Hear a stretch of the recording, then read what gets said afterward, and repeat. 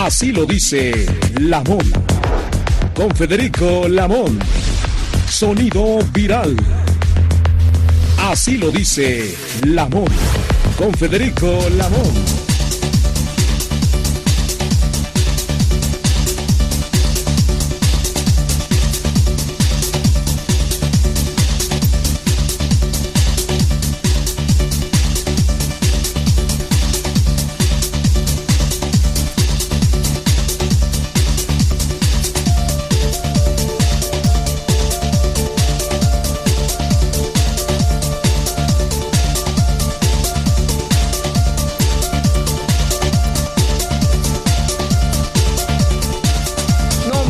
Que platicaba con la audiencia en la demora que sufre en estos días el sistema de transporte colectivo Metro. El sábado, audiencia, quien buscó tomar el metro en Chabacano para dirigirse a Jamaica y de ahí transbordar para ir hacia San Lázaro, estaba realmente en una situación caótica. Las escaleras no sirven en Chabacano, que es precisamente un punto nodal. Están fuera de servicio, pero ya varios meses.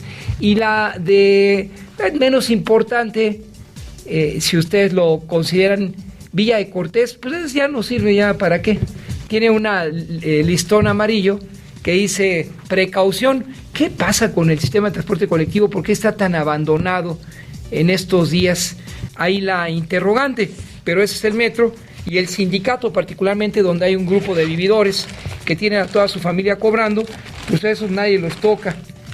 El talón de Aquiles de cualquier jefe de gobierno es el Sindicato Metropolitano de Trabajadores del Metro, y particularmente su líder, que lleva 40 años, pero ese es otro gobierno, es el gobierno del crimen del cuello blanco, para que les quede muy claro a ustedes. Eso, lamentablemente, en detrimento de los usuarios, como este servidor, y recientemente en el metro de Zócalo hacia aquí, Metro Hidalgo, también con una demora importante y significativa. Algo ocurre ahí, ojalá las autoridades puedan arreglar esos entuertos que vive el sistema de transporte colectivo. Son las 12 del día con 2 minutos. El presidente Andrés Manuel López Obrador instruyó el reforzamiento de la Guardia Nacional en frontera Comalapa, después de un video viral en el que se ve a miembros de la delincuencia organizada, presuntamente del cartel de Sinaloa, en un acto masivo de presencia. Saludo a los ingenieros en el cambio de guardia, al colega Mejía y particularmente a la audiencia que hace favor de mantener la sintonía aquí en Radio Cañón 760. Esto dijo el presidente en su mañanera. Resulta que en la frontera con Guatemala, en Chiapas, frontera Comalapa, Motocintla, hacia Huixtla, pero sobre todo de frontera Comalapa hacia Motocintla, hay grupos de delincuencia organizada que presuntamente se están disputando el territorio para tener espacios para guardar droga que entra Centroamérica. Es real, y afortunadamente ya la Guardia Nacional hará presencia desafiando al crimen organizado que se estableció como un gobierno alternativo en aquella región del sureste. El presidente adelantó que la Secretaría de la Defensa Nacional hizo un planteamiento de protección a Claudia Sheinbaum y Xóchitl Gálvez rumbo a la contienda del 24, así lo expuso el presidente. Estamos ya definiendo un plan de protección a posibles candidatos, candidatas. Les puedo adelantar que ya la Secretaría de la Defensa le hizo llegar un planteamiento en ese sentido de protección a la señora Xóchitl Gálvez, eso lo puedo decir, y a la señora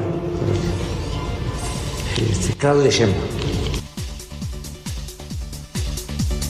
Para evitar sorpresas en el 2024, a diferencia de los hechos registrados en el 94, cuando por una falta de operativo de logística real, el candidato Colosio fue asesinado. El presidente rechazó que el narcotráfico sea la principal industria de empleos en México y así lo expuso. Salió una nota también de la derecha, de los conservadores, diciendo los empleos que se generan en México vienen del narcotráfico. El quinto empleador. Y llama mucho la atención que el primero o el segundo empleador es Oxxo. ¿Cuántos empleos genera en todo lo que está haciendo de obra pública Mota J? 50,000 hasta ahorita. 50,000, nada más una empresa.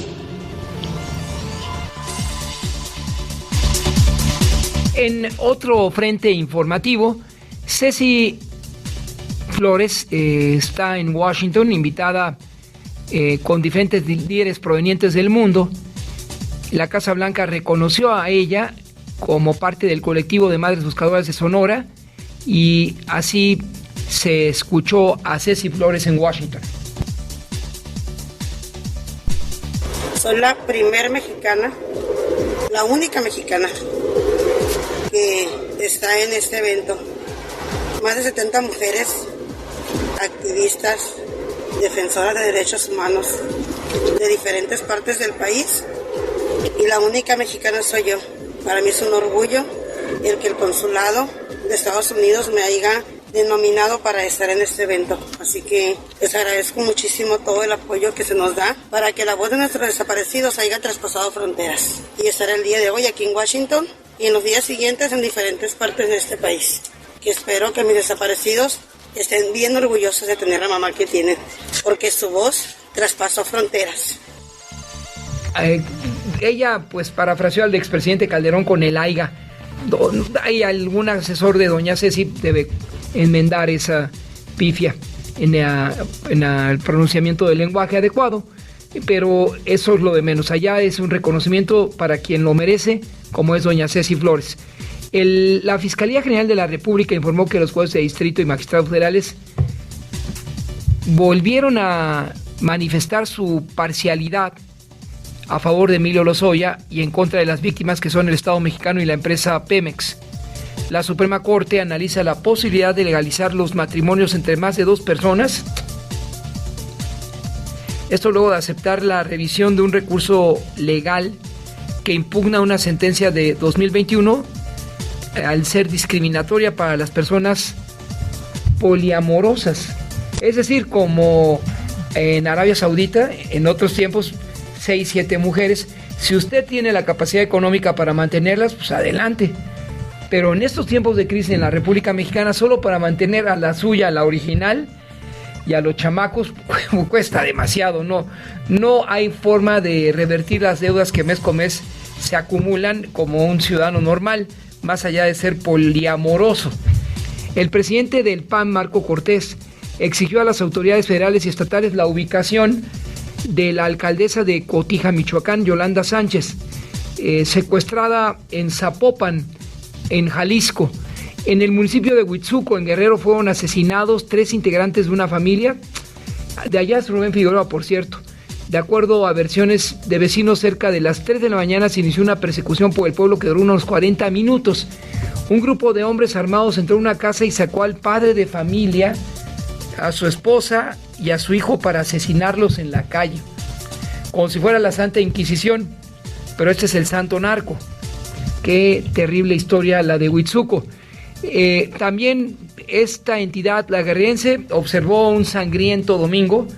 Matan a 9 en varios puntos del estado. En una de las ejecuciones, un hombre desnudo fue asesinado a golpes en la colonia Genaro Vázquez. El cuerpo abandonado cerca de la parada de las camionetas de transporte. Eso es Guerrero. Y paralelamente, 300 elementos de la Secretaría de la Defensa Nacional llegaron a Culiacán para reforzar la seguridad en Sinaloa. La 9ª Zona Militar informó que Este grupo forma parte del Plan Nacional de Paz y Seguridad para brindar mayor seguridad y bienestar a toda la ciudadanía. A través de redes sociales circularon este fin de semana videos en donde se observa precisamente a integrantes del cartel de Sinaloa ingresando en un municipio Comalapa, ya en Chiapas, y por ello el presidente del Observador decidió del desplazamiento de la Guardia Nacional. El grupo del PRI en el Senado propone una reforma para combatir las deficiencias actuales en las estaciones del Instituto Nacional de Migración y crear un sistema más humano y eficaz para gestionar el flujo migratorio en el país. Nueva caravana de migrantes arribó a Piedras Negras, Coahuila. El primer grupo de 200 personas caminaban por la vía federal con dirección al municipio de Nogropetense con la intención de cruzar Estados Unidos y el río Bravo. El segundo grupo procedía de Nuevo León y de Torreón se detuvieron hasta llegar a Piedras Negras. Durante este fin de semana se intensificaron los operativos por parte de corporaciones policíacas para retirar a los migrantes que se encuentran a lo largo del borde del río Bravo en Ciudad Juárez.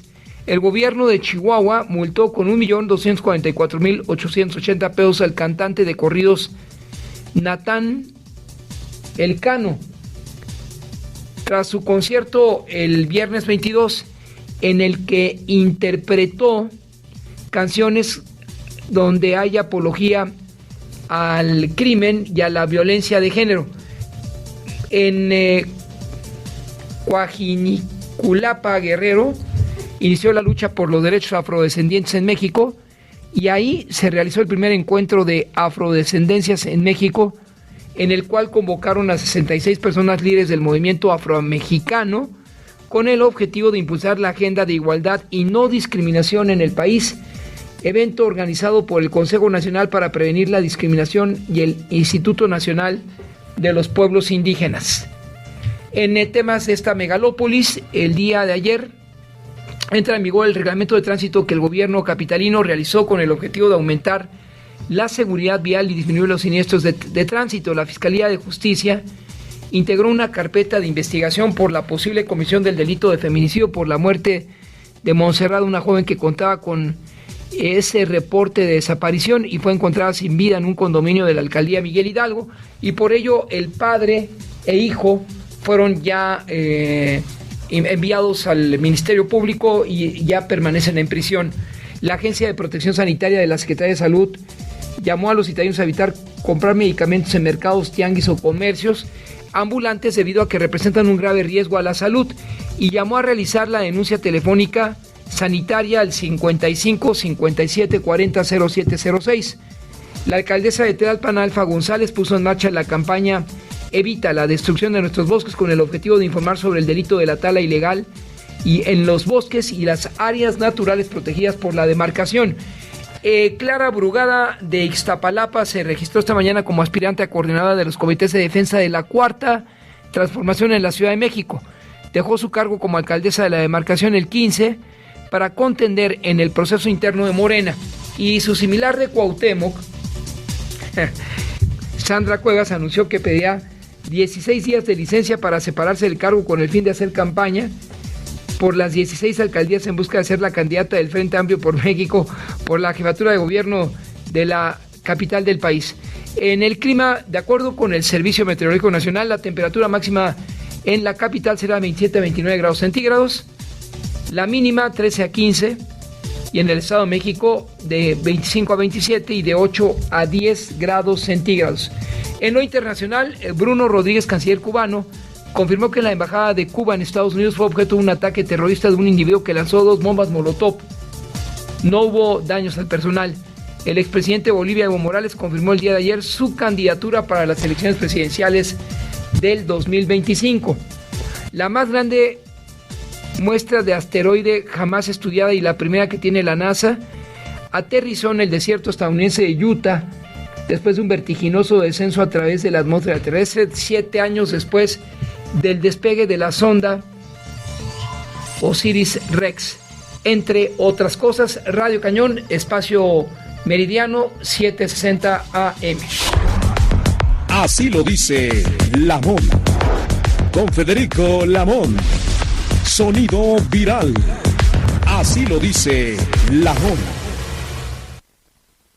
Cotija, Michoacán, es un municipio con reincidencia del cartel Jalisco Nueva Generación, y por ello su alcaldesa, se teme, fue levantada el pasado fin de semana.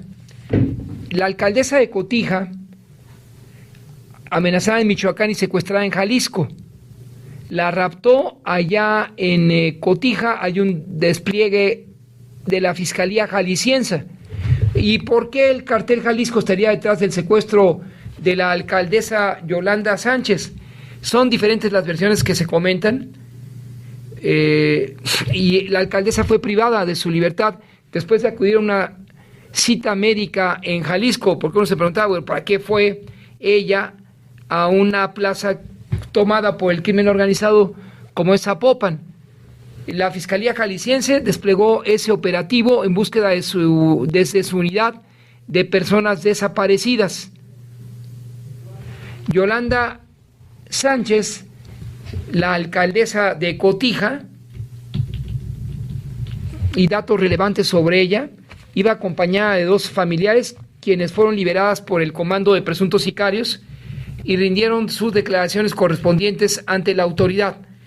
Ella ganó en 2021 para convertirse en la primera presidenta de Cotija, con 3,486 votos a favor, por encima de los 1,833 del Movimiento de Regeneración Nacional.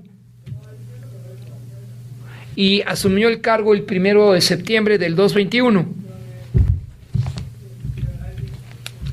Esto es muy grave porque aparentemente no tenía ningún vínculo, y realmente el crimen organizado lo que pide a los alcaldes es que les entreguen la plaza de seguridad pública, y cuando eso no ocurre, entonces empiezan los problemas como fue el caso de la licenciada en Derecho, abogada y asesora jurídica especializada en temas de derecho civil y con experiencia en el sector agrícola. Fue objeto de diferentes amenazas cuando un grupo de civiles armados, posiblemente miembros del cartel Jalisco, entró de manera violenta a la cabecera municipal y exigió a Sánchez Figueroa que designara funcionarios de seguridad pública que trabajaran bajo las órdenes del grupo criminal. Aún sin leer la nota, que ahora ya lo hacemos para ustedes, platicaba con el maestro Mejía que probablemente el crimen organizado está molesto con la alcaldesa al no ceder la plaza de seguridad pública. Otros temas vinculados a la salud llevaron a ella hasta Jalisco a una cita médica, y después pues ya no se conoció nada de la aún alcaldesa de Cotija, quien recibió varias amenazas antes de ser levantada allá en Zapopan. Fue secuestrada en el centro comercial Plaza Antares, ubicado en la colonia Jardines de Patria, junto con 2 mujeres. 5 meses antes solicitó al Cabildo Municipal una licencia de 60 días sin goce de sueldo, ello para separarse temporalmente de su cargo, al cual regresó 20 días después. En abril, un comando armado atacó las inmediaciones de la Dirección de Seguridad Pública de Cotija, lo que dejó un saldo de 2 policías muertos, Sergio Armando y Armando, entre otros. En su momento se informó que la agresión fue derivada de los operativos desplegados en la región de Ciénega de Chapala, donde se realizaron decomisos de droga y armas. Esto está también muy cerca de Zaguayo. Zaguayo y Cotija son prácticamente con La Barca, las zonas limítrofes de Michoacán con el estado de Jalisco. Y aparentemente el cartel Jalisco Nueva Generación se autoadjudicó el levantamiento de la presidenta municipal. Orlando Nava Vadillo, quien buscó tomar protesta como director de Seguridad Pública de Cotija, bajo las instrucciones de José Alfredo Ortega Reyes, secretario estatal de Seguridad, no logró asumir el cargo, dado que la designación fue ilegal. Ante estos hechos, el secretario de Gobierno, Carlos Torres Piña, aseguró que Yolanda Sánchez no manifestó algún inconveniente en cuanto a su seguridad personal.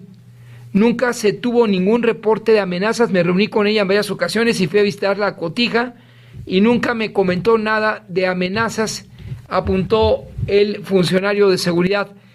Indicó que la alcaldesa de Cotija no disponía de guardaespaldas en su día a día, aun cuando tenía conocimiento de que en la zona se encontraban las células más poderosas del cartel Jalisco Nueva Generación. El secretario general del PAN en Michoacán, Javier Estrada Cárdenas, señaló que la alcaldesa sí estaba consternada por el panorama de violencia y la irrupción de grupos delincuenciales en los municipios. Era una militante del PAN, una buena persona. Continúa la búsqueda intensiva de Yolanda Sánchez en Jalisco, en la capital Guadalajara, Tlajomulco de Zúñiga y Zapopan. Se presume que detrás de esta privación de libertad, platicábamos a ustedes, se encuentra el cartel Jalisco Nueva Generación. ¿Cómo ingresa el cartel Jalisco al estado de Michoacán? Este es importante. El cartel Jalisco desplazó a otras organizaciones criminales allá en Michoacán. Quiero citarles el caso de algunas de ellas, como eran los hermanos, eran 3 hermanos en su momento, ahora les digo, pero en fin, en síntesis, el cartel Jalisco está ahí desde hace 5 años prácticamente. Los Carmona son los de Tamaulipas, pero este cartel era importante porque estaba coludido en los tiempos en que el PRI era gobierno con sus administraciones y después ya fueron desplazados por el Jalisco Nueva Generación. De acuerdo con el Observatorio de Seguridad Humana, mi estimado colega Mejía, Observatorio de Seguridad Humana de la región de Apatzingán, desde el mes de junio se advirtió del desplazamiento de al menos 800 personas quienes padecieron las amenazas directas del cartel Jalisco en la región de la Tierra Caliente. Y no conforme con ello, el cartel Jalisco también ha ingresado hasta la parte más profunda del estado de Michoacán. El pasado 29 de junio, cuando un comando armado emboscó y asesinó al ex líder de las autodefensas del estado, Hipólito Mora, y 2 de sus escoltas en La Ruana, pues ya los malosos tenían el control de una parte significativa de municipios en la confluencia con Jalisco, La Cotija y Zaguayo, y también en la región de la Tierra Caliente, entre otros casos. ¿Quién los va a detener? Pues no se sabe cuándo, pero en la entidad existe una competencia por la producción de metanfetaminas y heroína en los laboratorios clandestinos, así como la distribución de productos químicos precursores de Asia para sintetizar fentanilo a través del segundo puerto más importante, que es el de Lázaro Cárdenas. Ahí también uno se pregunta qué sucedió, porque aparentemente habría más seguridad en el puerto de Lázaro Cárdenas una vez que la Marina Armada tomó sus instalaciones desplazando a los civiles, pero no, a la fecha no hay resultados contundentes. Por lo tanto, la hegemonía del crimen organizado en Michoacán es del cartel Jalisco Nueva Generación, controla la mayor parte de los municipios y poco a poco otros grupos delictivos como los Viagras o la Nueva Familia comenzaron a buscar arrebatarles territorio a la organización criminal encabezada por Nemesio, dice esta nota. Son las 12:27. Así lo dice Lamón. Con Federico Lamón. Sonido viral. Así lo dice Lamón. Superado el periodo pandémico del 2020, y si usted se remonta hasta el 2005, la economía y la creación de empleos en México fue algo precaria, no alcanzó las expectativas planteadas. Por ejemplo, en julio se dieron de baja 2.168 puestos de trabajo, lo que hizo del séptimo mes del 23 el peor julio desde 2020.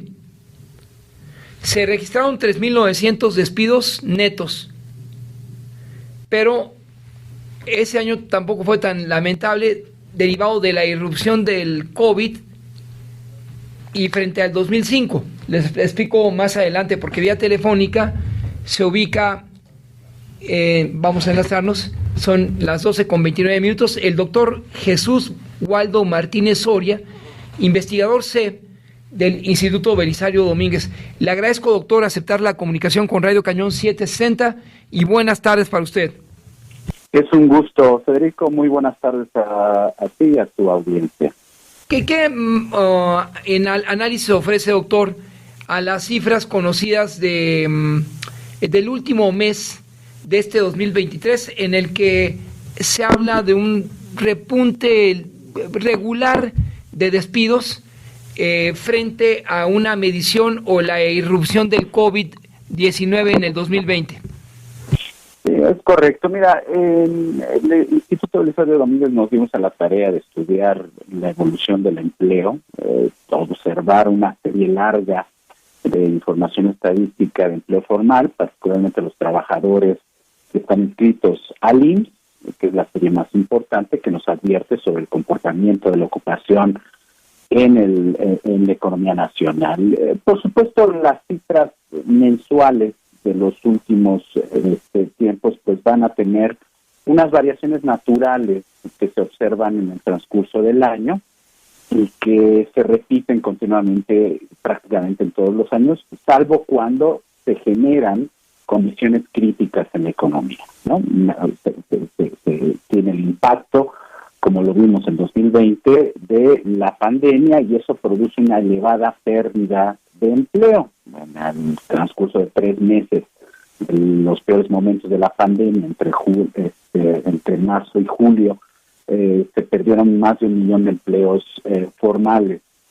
Eso produjo una pérdida muy importante que está asociada evidentemente a las condiciones económicas, esta dificultad en la conexión de las cadenas productivas de valor, muchas de ellas vinculadas a la producción internacional, pues se vieron afectadas. Eso generó una pérdida de capacidad, más la amenaza, ¿no? El parón que tuvimos que sufrir, pues como parte de las protecciones instrumentadas por la autoridad sanitaria para resguardarse ante la eventualidad de sufrir contagios derivados del coronavirus. Bueno, esas circunstancias son particulares, asociadas a un momento crítico de la sociedad, en este caso derivadas de una amenaza pandémica, y en otras pues asociadas al comportamiento de la economía.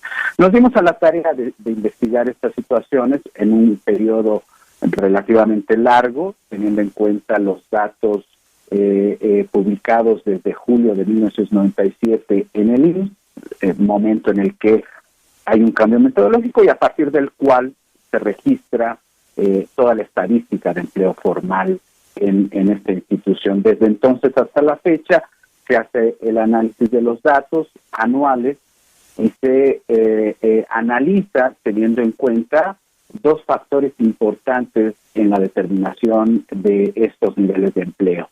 Por un lado, las crisis económicas, ¿no? Esta evolución cíclica que vemos en la economía, producto de crecimientos, algunos más o menos acelerados durante un tiempo, y luego una disminución muy fuerte en algunos momentos muy puntuales, como la crisis de la pandemia en 2020, pero también la crisis financiera de 2008, 2009, y si nos vamos un poco más atrás, durante la recesión de 2001, 2002, asociada pues a esta pérdida de capacidad productiva de los Estados Unidos que terminó afectando también nuestra economía.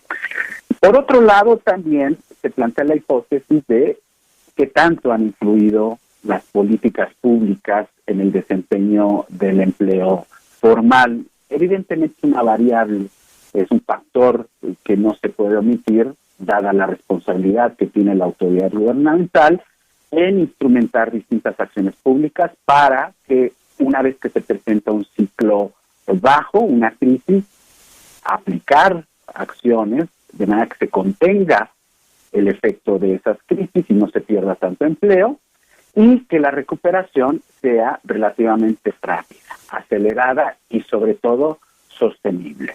Esos dos factores, el ciclo económico y la política pública, son los que se utilizan o se plantean en el estudio para conocer un poquito más sobre el desempeño laboral. Y los hallazgos, bueno, pues son basados estrictamente en el análisis estadístico. Obviamente encontramos distintos ritmos de crecimiento durante todo este periodo. Lo hacemos distinguiendo los periodos sexenales, ¿no? Asumiendo que cada gestión gubernamental tiene la aplicación de distintas medidas de política pública y eso incide directamente en la capacidad para generar empleo o para contener la pérdida de este cuando se presenta una crisis. Y lo que encontramos en años recientes, pues es que la tasa de el ritmo de crecimiento del empleo desde la pandemia, ¿no? Desde la erupción de la pandemia en 2009 hasta la fecha, pues no ha tenido resultados muy favorables. Se explican fundamentalmente por el fuerte impacto de la pandemia, sí, pero también se asocia la gestión pública de las consecuencias de la pandemia, tanto a nivel sanitario como a nivel económico, que no han logrado impulsar favorablemente la recuperación del empleo en el mercado de trabajo nacional. Encontramos entonces, a manera de resumen, doctor, en México la generación de empleos formales sí registró un estancamiento respecto a junio del 2022. Y un último tema sería, si usted lo permite, nos ofrecía su opinión respecto a que si la industria del narco es la principal generadora de empleos en México. Sí ha habido, de hecho, el estudio se documenta que el impacto de la crisis se tuvo en un momento en el que la desaceleración económica ya estaba presente. Prácticamente desde el tercer trimestre de 2018 ya había síntomas en la actividad productiva que hacían perder el ritmo de crecimiento, pero también en el empleo.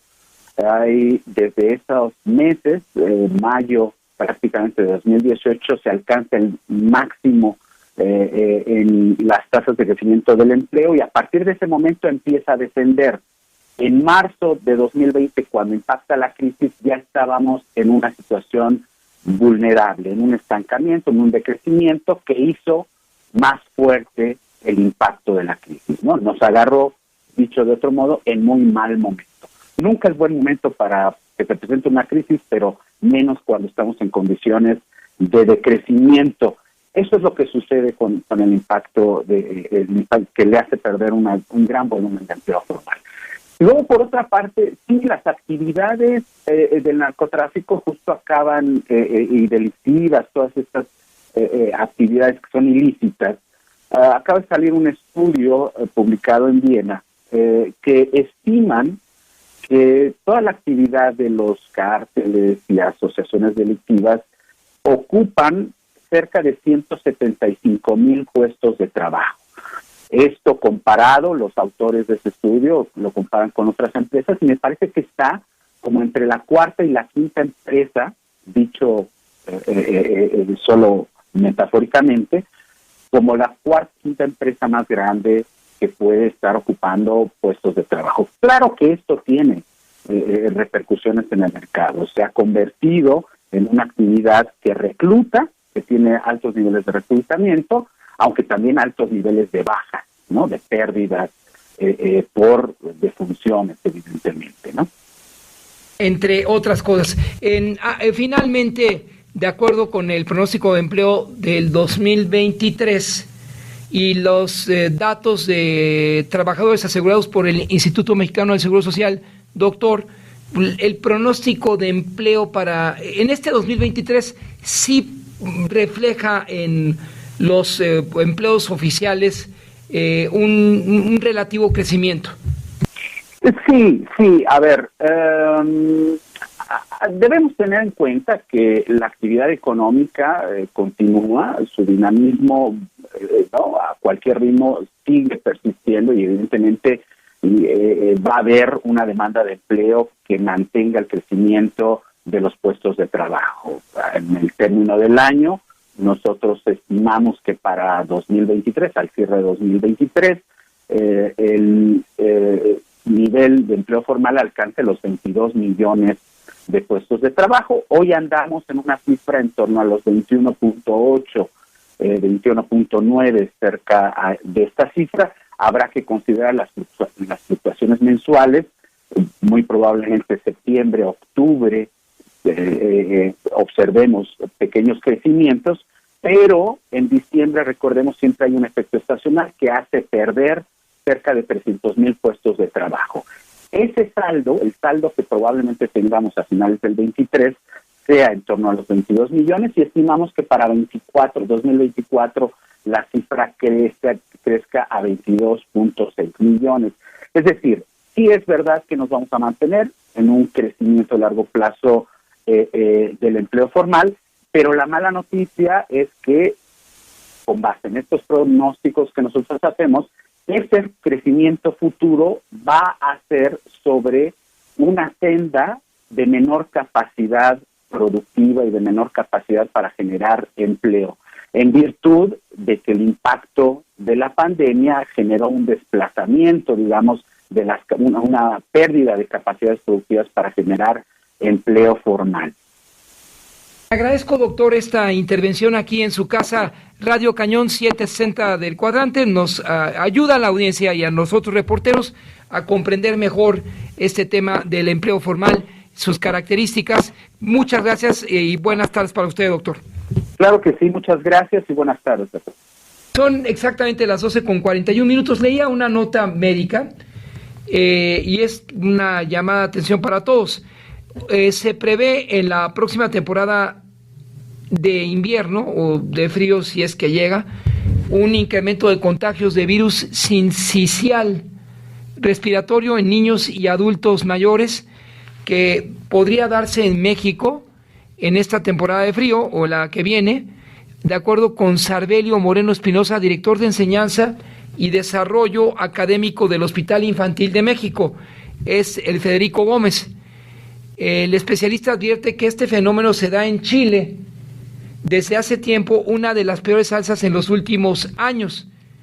Lo que ocurre en el Cono Sur es un termómetro para nosotros de lo que viene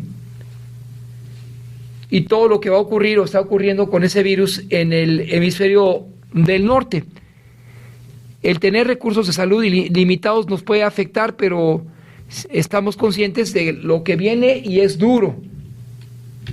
El alza en casos de este virus en junio y julio entre niños y adultos mayores generó una alerta sanitaria en Chile por la alta ocupación hospitalaria que no ocurría en años recientes. Finalmente, el especialista del Hospital Federico Gómez, el Hospital Pediátrico Federico Gómez, aseguró que esta enfermedad es peligrosa porque afecta a dos grupos vulnerables, repito, adultos mayores y recién nacidos, principalmente a los prematuros y aquellos con problemas pulmonares o del corazón desde el alumbramiento. Si usted ya contrajo el COVID, la COVID-19, debe extremar precauciones. Finalmente, el Hospital Federico Gómez afirma que esta enfermedad es peligrosa.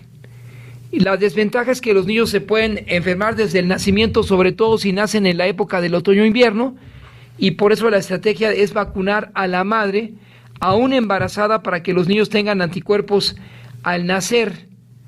Los contagios por este virus van a incrementarse y hay que estar pendientes porque no es una noticia de bajo perfil. Son las 12:45. Mañana buscaremos a especialistas del Federico Gómez para ahondar sobre este tema. Así lo dice Lamón. Con Federico Lamón. Sonido viral. Así lo dice la nota. David Saucedo es consultor en seguridad y con él vamos a platicar acerca del crimen organizado como quinto proveedor de mano de obra en México, aunque ya esta versión fue descalificada por el presidente López Obrador. Y ahí queda, pues, narco es el quinto principal proveedor de mano de obra. Le agradezco con 175,000 integrantes en todo el país. Gracias por aceptar la comunicación. Les saludamos con mucho afecto y pues este es el tema central. David Saucedo, adelante. ¿Qué tal, Federico? Quiero saludarte. En efecto, tal y como reveló este estudio, hay varias regiones del país en donde los jóvenes se están incorporando a los ejércitos del narco. Esto tiene varias causales. En primer término, el estancamiento económico que hay en el país desde por lo menos 2 sexenios. En segundo término, la dinámica demográfica. Hay muchos jóvenes que se están incorporando al segmento de la población económicamente activa y que no encuentran una ocupación, y hay frente a ellos solo 3 opciones: migrar a los Estados Unidos, dedicarse al comercio informal o incorporarse a los ejércitos del narco. En tercer término, hay un poderoso esquema de atracción del narco hacia los jóvenes debido a este fenómeno de narcocultura, y también un esquema de reclutamiento forzado, como lamentablemente presenciamos y tuvimos conocimiento con el caso de los jóvenes de Lagos de Moreno. Entonces, si sumamos estos 3 factores, más los salarios competitivos que ofrece el narco y que brinda una movilidad social para jóvenes que no tendrían otra oportunidad para hacerlo, sin duda tenemos a una de las industrias en crecimiento y que está reclutando de manera masiva mano de obra. Se supone que los programas federales que lanzó el presidente Manuel López Obrador tenían este objetivo, la de impedir que los jóvenes fueran reclutados por el narco, pero en función de estas cifras pareciera que no están cumpliendo con su objetivo. 175,000 los integrantes de los grupos criminales, y cada semana, de acuerdo con la información del estudio del Complexity Science Hub de Viena, 350 personas, David Saucedo, por semana son reclutadas por el crimen organizado. En efecto, y quizás sea una cifra conservadora, porque lo que está refiriendo este estudio son las personas que se involucran directamente en la estructura criminal, ya sea como sicarios, narcomenudistas, halcones, o como trabajadores en el procesamiento, empaquetado y transporte de la droga. Pero también hay por decirlo de alguna manera, un mercado secundario que está siendo aperturado por el narco, que incluye a las franquicias que el narcotráfico abre en distintas plazas del país, y también a las autoridades de seguridad pública que tiene a sueldo y bajo su servicio. Entonces, si ampliamos el espectro a la población que también está recibiendo algún tipo de beneficio derivado del narcotráfico, pues encontramos que está generando no solo empleos directos, sino también empleos indirectos.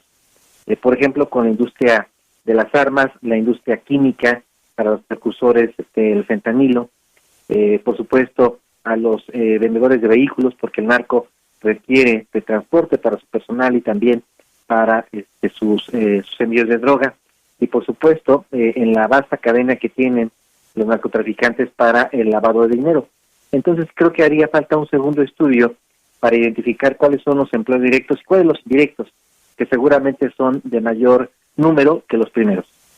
De no dar marcha atrás esa capacidad de reclutamiento, el estudio apunta que en el 2027 podría haber un 40% más de muertes, y las organizaciones que serían hasta un 26%. Sí, es posible. Incluso esta cifra ya nos permite verificar cuál es la capacidad de fuego que tienen las autoridades federales frente al crimen organizado. No me recuerdo, creo que fue Peñaley Ramírez en un documento, en un artículo que dio a conocer en la prensa nacional, que con base en estos números nos permite suponer que el crimen organizado está en una superioridad de 2-1 frente a los efectivos federales que estarían haciéndoles frente. Es decir, es una desproporción importante si tomamos en cuenta que también el crimen organizado cuenta con armas de alto poder y por supuesto con la cooptación de integrantes de policías estatales, municipales, guardias penitenciarios, jueces y magistrados. Es decir, esta es una de las razones por las cuales el crimen organizado le está ganando la guerra al Estado mexicano en el combate a la inseguridad. David Saucedo, consultor en seguridad, gracias por esta intervención en Radio Cañón 760 El Cuadrante y muy buenas tardes. Gracias a ti, Federico, un abrazo. 12:51. Organismos ciudadanos de participación en Veracruz piden a la oposición presentar una candidatura competitiva, porque si alguien cree que puede ganar la elección en solitario está equivocado. Esto es lo que hoy surge en Veracruz, víspera que Morena postule a la otra ingeniero más, Claudia Sheinbaum, sino a Rocío Nale como su abanderada a la gubernatura veracruzana, en un estado que desde los últimos 90 años y siempre fue gobernado por hombres. El atractivo es ese, que va una mujer y piensa alcanzar los destinos de Veracruz. En la elección del 2018, pues no fue tan holgada en favor del actual ingeniero Cuitláhuac García, y por ello el Consejo Cívico Ciudadano de Veracruz demanda que la construcción del Frente Amplio por Veracruz integre a toda la oposición política estatal para elegir la mejor candidatura a la gubernatura. El Consejo Cívico destacó que ante la elección de Estado para dar continuidad a un modelo fracasado y donde lo que enfrentamos es una maquinaria electoral de manejo discrecional e ilegal de recursos públicos y mecanismos de coerción por parte del partido gobernante, la ciudadanía debe sumar todos los esfuerzos de los partidos políticos de oposición y de la sociedad civil organizada. Peor aún, dice, considerar que una decisión cupular obedece únicamente a razones de cuotas, de poder partidista en la designación de un candidato, para Veracruz sería un gravísimo error. Así que el Frente Amplio por Veracruz debe considerar pluralidad, compromiso con la tolerancia necesaria para asegurar una alternancia en el Palacio de Enríquez. Esto es importante de cara a los procesos que se avecinan en Veracruz. Y allá en esa entidad dimitió Manuel Huerta Ladrón de Guevara. Es el delegado de los programas federales, dejó su encargo para inscribirse como aspirante a la candidatura al gobierno de Veracruz o a la defensa de la Cuarta Transformación en el estado de Veracruz. Él era el delegado federal del bienestar en Veracruz, Manuel Huerta Ladrón de Guevara. Reconoció que el interés Rocío Nale de contender es legítimo, pero dijo que otros quieren seguir en el poder, muchos de ellos procedentes de otros partidos políticos, sobre todo priistas o expriistas.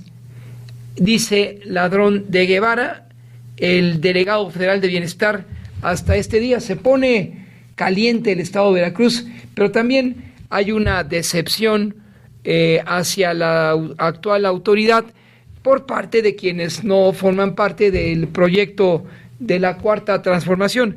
¿Cómo será evaluado al final de su mandato el ingeniero Cuitláhuac García? Ese es el tema que hoy prende en el estado de Veracruz. ¿Y cuántos son los aspirantes a la titularidad del Palacio de Enríquez? Hay por lo menos una treintena, pero los serios están precisamente en Morena, el gobernante partido, con sus aliados el Partido del Trabajo y el Verde Ecologista, que van en un solo frente, y el Amplio por México. Ahí la verdad es que el PAN tiene hoy a un candidato mejor posicionado y el PRI tiene al suyo, Julián Rementería, senador de la República, quien hace 6 años aspiró a participar en este proceso, pero no lo alcanzó y su aspiración recayó en Miguel Ángel Yunes Márquez, el hijo de Miguel Ángel Yunes Linares, quien participó en 2018 frente a Cuitláhuac García, y por parte del PRI, Héctor Yunes Landa, son los que se ven como viables contendientes. Y finalmente, en Morena, ya les comentaba, Rocío Nale es quien seguramente se alzará con la nominación. Solo falta tiempo para que ella entregue las obras de Dos Bocas como un requisito que le planteara el presidente López Obrador en los trascendidos.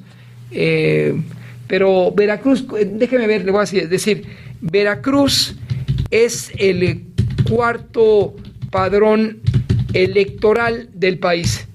Vamos a ver, sí, tiene el cuarto padrón electoral, y por ello la importancia de lo que suceda ahí, en Veracruz.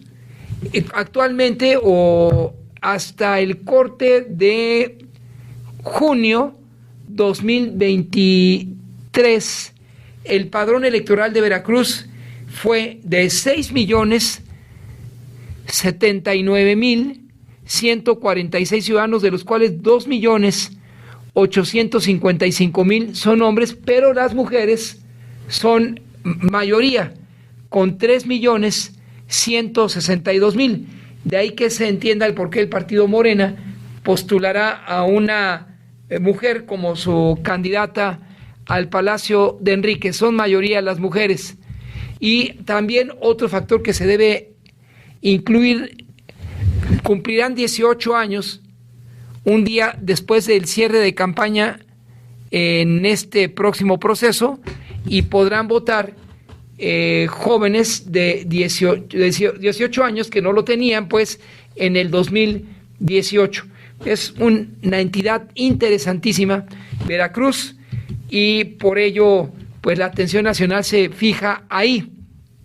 Ahí se da la atención junto con Puebla, que es el quinto estado con mayor padrón electoral, y en este orden: Estado de México, Ciudad de México, Jalisco y Nuevo León. Son las cuatro entidades. Nuevo León está abajo de Veracruz. No, es así, como lo expusimos a ustedes, y la atención nacional se ubicará en esas entidades para conocer quién será la próxima presidenta de México.